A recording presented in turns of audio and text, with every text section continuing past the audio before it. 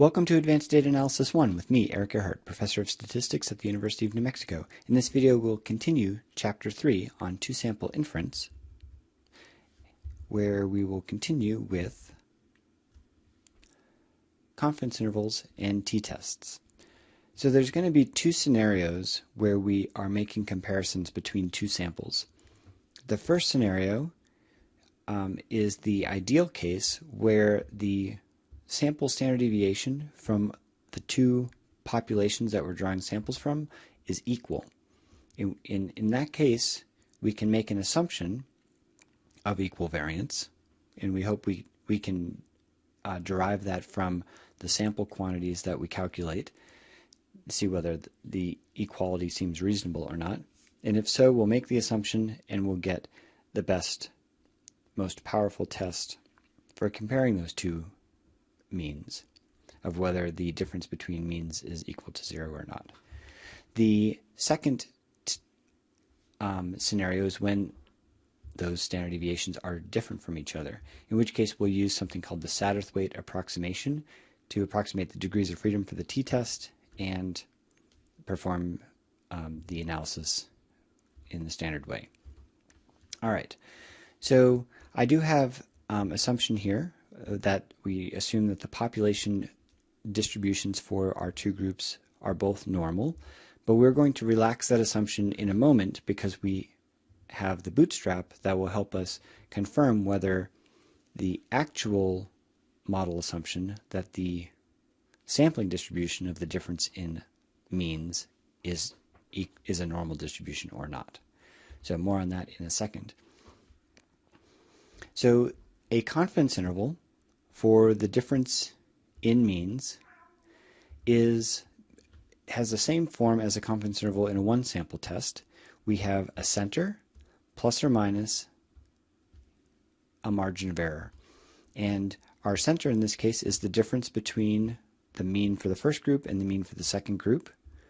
And plus or minus, and the margin of error is constructed by a t-critical value and the standard error. And the standard error is calculated for the difference of those two means. All right, so if we scroll down a little bit, I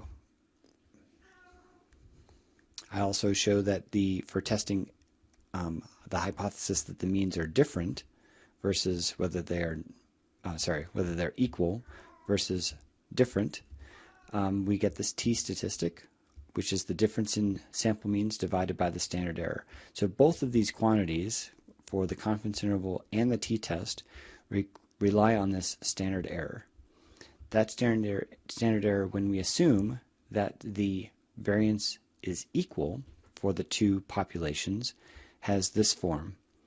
We have a pooled standard deviation, which is below, times the square root of a quantity which relates to the sample sizes of the two groups that we've sampled.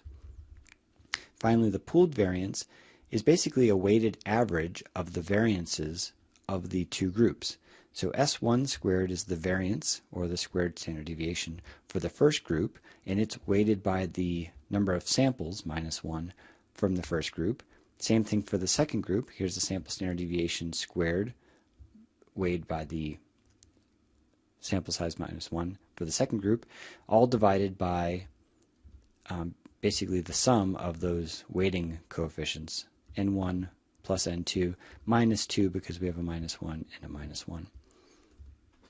So all that goes into the pooled variance. It's basically just, if the standard deviations are actually equal for the two groups, then the best guess for what the common variance is going to be an average of what we got for the first variance and what we got for the second variance, and this is just allows us to correct us for when we have different sample sizes for the two groups. So this is like our average variance, and if you take the square root of that, we get S pooled, and that is our standard error for the difference in means.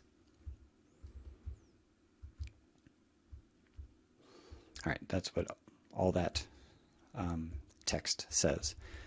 Now, when we have unequal variances, our standard error is going to be calculated differently. Just to remind us what we had before, we have got a common variance, which is the weighted average out front, times a quantity relating to the two sample sizes. And when it's not equal, we actually take each standard deviation squared, that's the variance, and we're going to add those to variances for the mean up under the square root, and that is going to be our standard error. Now we also need degrees of freedom for our hypothesis test. And when we have variances that are equal to each other, the degrees of freedom are simple. You add the total sample sizes up and subtract 2. The 2 that you subtract are because we had to estimate the mean from each group in order to calculate the standard deviation. So we lose 2 degrees of freedom calculating the means. When we have unequal variances, it's much more complicated. This is a crazy formula. Okay, we have variances in here that we're adding and squaring, dividing by n. We also have the variances squared, s to the 4th power, divided by the sample size squared. So this is totally nuts. And it's sort of a nice result in a mathematical statistics theory book to derive this degrees of freedom. And notice that there's no reason why this needs to be an integer. It could be any positive number. And so this is what's called the Satterthwaite's approximation to the degrees of freedom for when we have unequal population variances. All right. In practical, thank God, you never need to actually calculate this by hand. R is going to do it for us in a simple switch about whether we assume the variances are equal or not. So the R implementation here is either to do a pooled variance by setting an option variance equals true. Okay, are the variances of our two groups equal, true or false? If it's pooled, that's one option, that's true. And if we're doing the Satterthwaite analysis, which also has this optional name of Welsh analysis, then we set that to be false. And I believe the false option is the default if you don't specify one, because it's perhaps more appropriate to assume that the variances aren't equal in general. All right, so let's take a look at the head breadth example. We'll go back to the English and the Celt skulls that we were measuring. English had bigger skulls, but the variances between these two groups look pretty similar. So we are going to conduct a hypothesis test for whether the means of these two groups are different.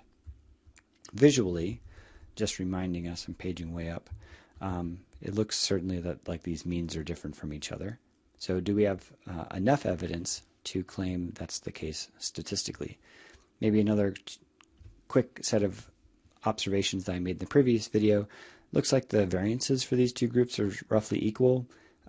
They're roughly symmetric, maybe it's slightly left skewed, but basically symmetric. So we have good candidate data for running this test. All right, so we're back down to the example, and we'll go through the set of steps for doing a hypothesis test. First, define the population parameters that we're testing and the hypothesis both in words and notation. So let mu1 and mu2 be the mean head breadth for Celts and English respectively. So mu1 is for Celts, the population mean, and mu2 is the mean for English.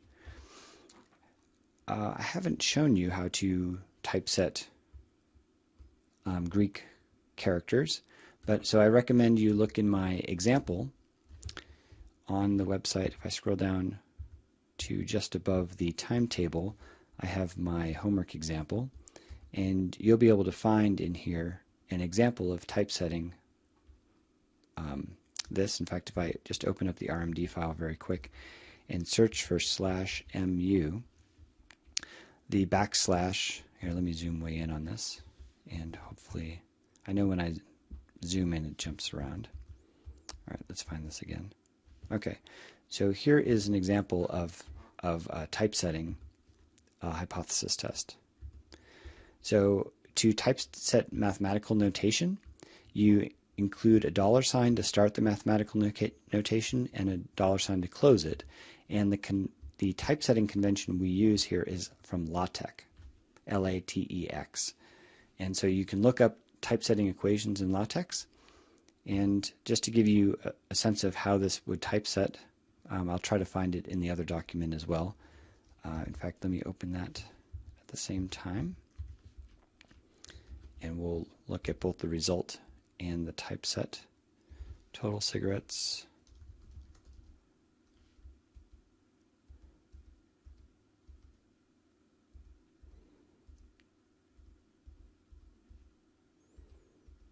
All right, this term appears many times throughout this document.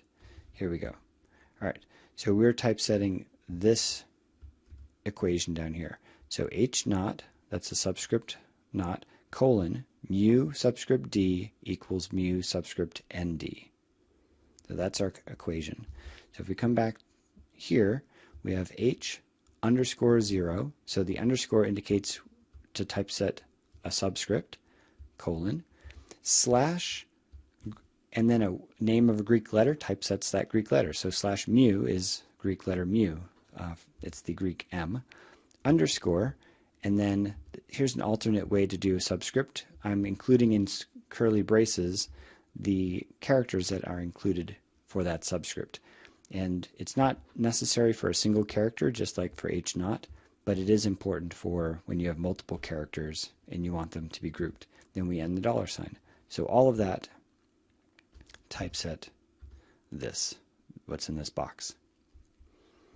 All right. So that's your very quick LaTeX equation editing lesson.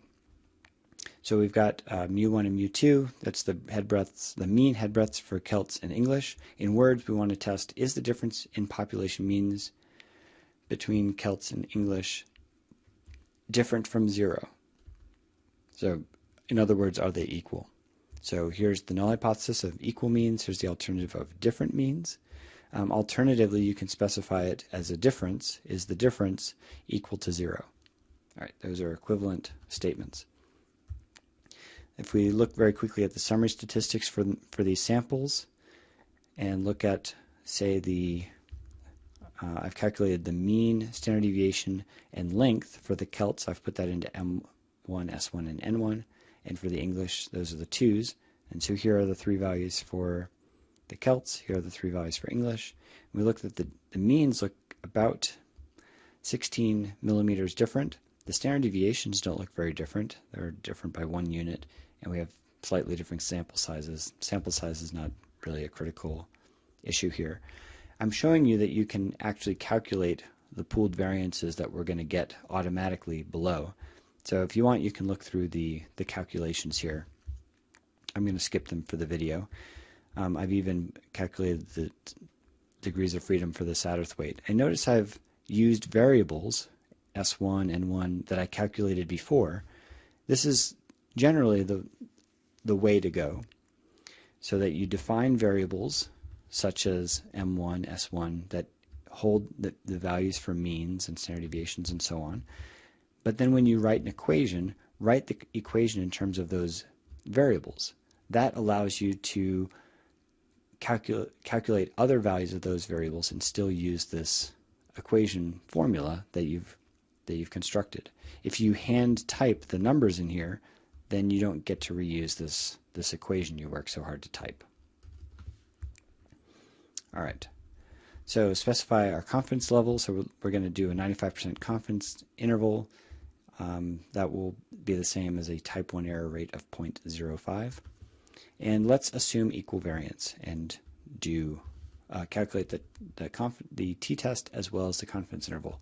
So here we're putting in the t-test. There's 2 ways of specifying this test. This first way I'm showing you, you can put in the 2 separate lists, the Celts and the English. Those were the 2 separate lists, not the combined data frame. And then variance equals true, meaning we're assuming equal variances. And we're putting that result into t.summary.equalVar. And let's look at the output. So the output shows that we did a 2-sample t-test. The data were from the Celts and the English data frames. The t-statistic is negative 7.7. So that's like 7 standard deviations away from 0. That is miles away. We think of 2 standard deviations as being far. So this is a long ways away. Our p-value is basically 0. This is 9 times 10 to the negative 9th. So that means it's 0.0, and keep putting zeros, put 8 zeros, and then put a number 9. So it's basically 0. We did a not equal alternative hypothesis. That's what we wanted, not a one-sided test.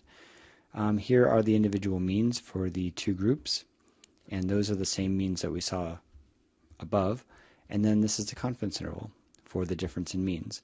We're 95% confident that the true population mean is between negative 19.9 and negative 11. Now, unfortunately, that's not the same as saying there's a 95% probability of the true mean being in this interval, because we know that, in fact, we're either correct or incorrect, because a confidence interval, the randomness from a confidence interval comes from the random sample. But, you know, perhaps one way of loosely interpreting this is that plausible values for the population mean are basically in this range. Okay. What happens if we don't assume equal variance? Okay. So in this case, equal variances seem reasonable, and if we don't assume they're equal, we should get very similar results. So here I'm showing you the alternative specification using a formula. So now we're using the data in the head breadth data frame, and we're specifying head breadth as the response variable, tilde, and then by group, Celt and English. And we're also specifying variance equals false. So we're not assuming they're equal, and putting that into the t-summary unequal var data frame, and we'll see very similar results. Negative 7.7. In fact, can I get both of these on the same page? Enough. All right, so basically the same t-statistic. Look at the degrees of freedom, 31.9. That's basically 32. We're getting that because we have nearly equal variances for these 2 groups. P-value also very small. And confidence intervals basically the same as well. Okay. So, well, we will see big differences between these 2 if, in fact, the variances are different between the groups. All right. I'll let you read the summary in words, and this is the type of summary that I'm looking for when you summarize the results of either a confidence interval or a t-test. Finally, I'll focus on checking assumptions. So the assumptions for a 2-sample t-test is that the sampling distribution of the difference in means is normal. So what does that mean? So here's a function for doing all that. All right, we're just going to look at the result. And I'm going to zoom out a tiny bit. And here I'm running the bootstrap 2-sample difference distribution function that I wrote, using the Celts as one data set and the English as the other data set. All right, so the top plot is a histogram for the Celts. The second histogram is the distribution for the English. And the bottom plot is the bootstrap estimate of the sampling distribution of the difference in means. All right, so let me talk through a little bit how we get this bottom plot.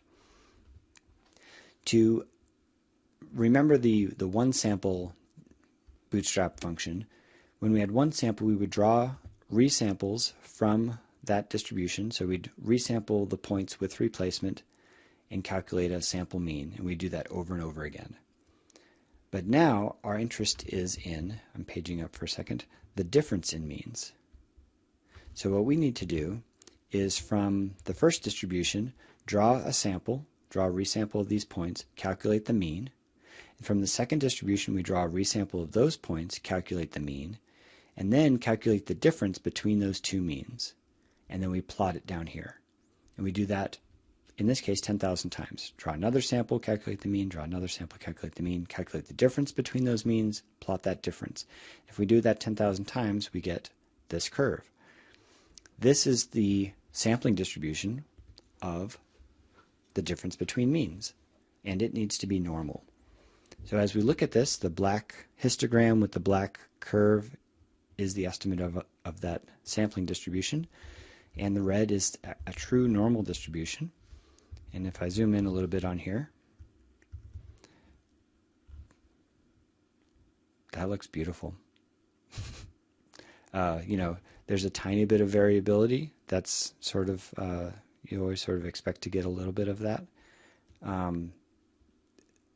You know, to my trained eye, there's a tiny bit of skewness in here, but it's not going to affect the inference, our ability to make trusted inference from a t-test. This is really a beautiful result. All right. So let's look at a second example where it won't be reasonable to assume equal variance. So this is, so I'll admit right now that I have a weakness for pronouncing words in English and especially other languages. Androstenedione. All right, so I'm going to call that andro because I know I can get that right. And this is going to be the levels of that in people with diabetes. So we have 2 independent samples for diabetic men and diabetic women. And for each individual, we're going to record their andro level in, looks like, nanograms per deciliter. And this is a hormone that Mark McGwire famously used a long time ago to break some home run records in baseball. We're going to let mu1 be the mean andro level for men and mu2 be the mean andro level for women. And we're interested to compare whether these means are different between the 2 genders. I'm going to scroll down, and here are the data for men and for women. I'm just loading them up into 2 different lists. And as we did earlier, I'm going to combine those 2 lists into a vector called level. That's for their andro level. Then I'm going to repeat labels for men and women into a sex label, and I'm going to combine them into a data frame. So now we have a single data frame that has the andro level for the men and for the women. All right, and here are some numerical summaries in the andro data set by sex, and we're going to calculate the summary. So we're looking at, the first one is for men. There's 14 men, and these are the 5-number summary and the mean. And we can see the mean is quite different for men and for women. It's about 40 units larger for men. What else can we learn here? If we do sort of the min to the max, that's about 140 or so. And here it's, gosh, it's only 60. So there's some real differences in spread. That's hard to see numerically. That's why I always want to plot things. So here is, I'm going to show you 2 plots. Looks like one's going to be a box plot and one is going to be histogram. And on the box plot, I'm overlaying the mean on there. So let's take a look at these 2 plots. On the left, we got our box plots, and you can see the women are blue on the right and the men are red on the left. Not the traditional blue and pink. Okay, we've crossed the colors. And you can see not just that the mean is very different for men and women, but also the variability. Men have this huge spread, whereas women do not. Just like sitting on a New York train. So on the right, we have the histograms, same thing. All right, men are red and women are blue. So quite different means, but also very different variances. Let's take a look at the assumptions that the sampling distribution of the difference in means is normal.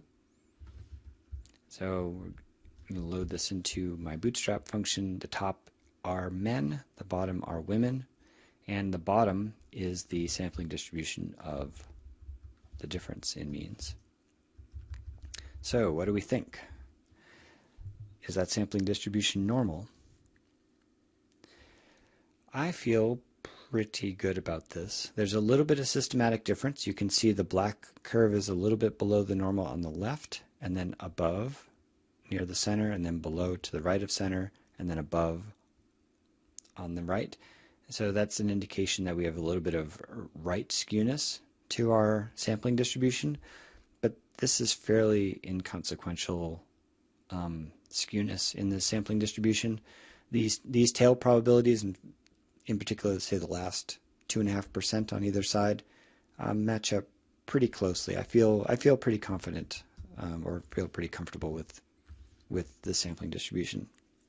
So let's be willing to accept that the normality assumptions are met in this case, and go on to conduct the hypothesis test. So we'll define our population parameters. mu1 and mu2 are the mean andro levels for men and women, and we want to test whether the difference between men and women is equal to 0. Here's the notation for that.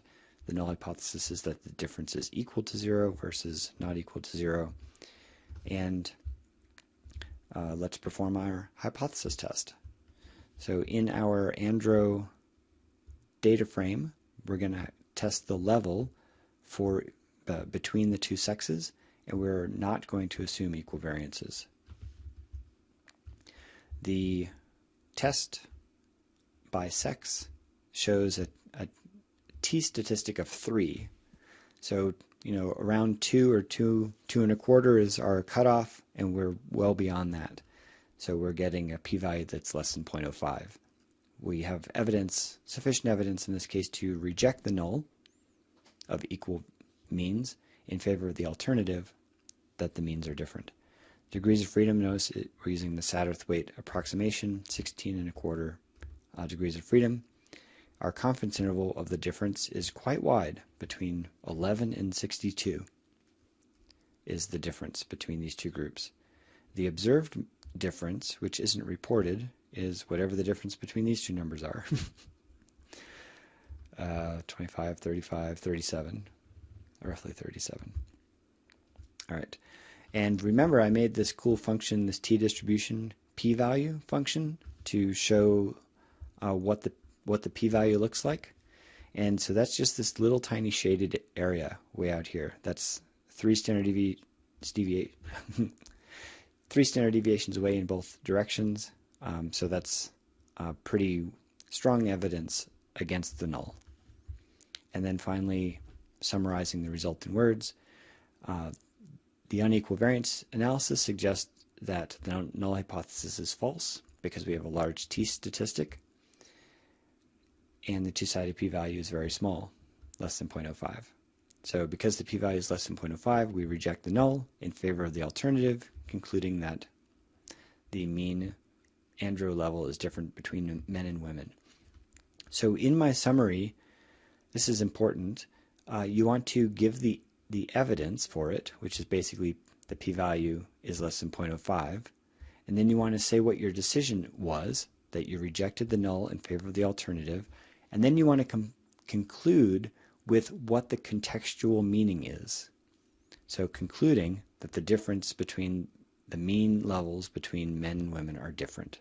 So all of that in one sentence is, for me, the right way to summarize the result of hypothesis test. The evidence, which is the p-value, your decision, reject the null in favor of the alternative, and then in context, what that decision meant. All right. Similarly, I've got a confidence interval interpretation here, and we already checked the assumptions above with using the bootstrap. All right. You can also conduct one-sided tests for the alternative hypothesis of whether you're testing, in this case, are men greater than women for their andro levels, or you can test that men were less than women in their andro levels. And you specify that with the additional argument, alternative equals less. So you would add that text, alternative equals less, in the t-test code in here, or at the end. The order doesn't matter of those arguments. All right, so I'll page back down, and my hourglass, my half hourglass, says that let's pause here and come back for video 3.